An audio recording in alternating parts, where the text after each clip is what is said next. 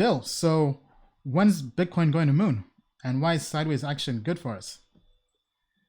Okay. So I think, in looking at, everything from the futures contract to like XBT, the sideways action, it's good because it's happening on top of,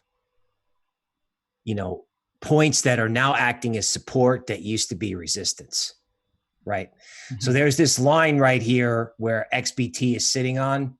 And one of the things you'll notice is that, at that line a while back in February, right before all this started, that's where Bitcoin got rejected from. That's where the big avalanche started. So we're at this huge, what I would call diagonal inflection point, or it's kind of hidden. Like not everyone knows it's there, except I think the smart money knows it's there. So I can see people quietly buying the dip, right? And I believe it's the same for futures. Let me get there. Okay. Same thing for futures, right? In other words, you've got this point that up here, it was a disaster. And down here, we're finding buyers, even though it's really quiet. All right. And then, of course, there's my favorite Moonboy chart of Ethereum, where I just simply note that Ethereum is quietly going sideways inside this upward sloping channel.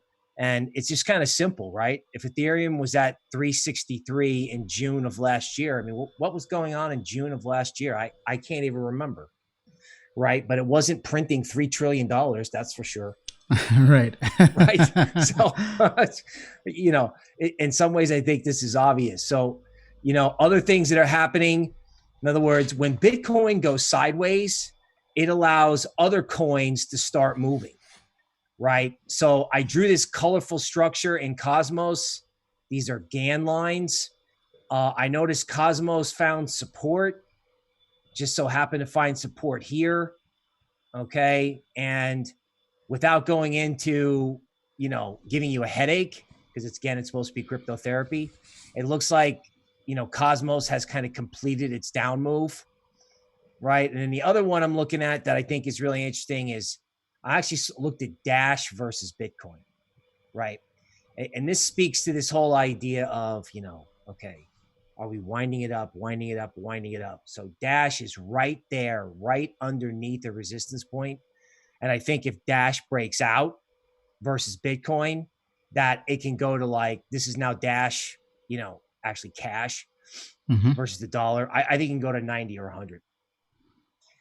All right. So that sounds good. So I think when it comes to crypto, I think the institutions, once they come back from the holiday, they're going to have to figure out what they're going to do for the rest of the year.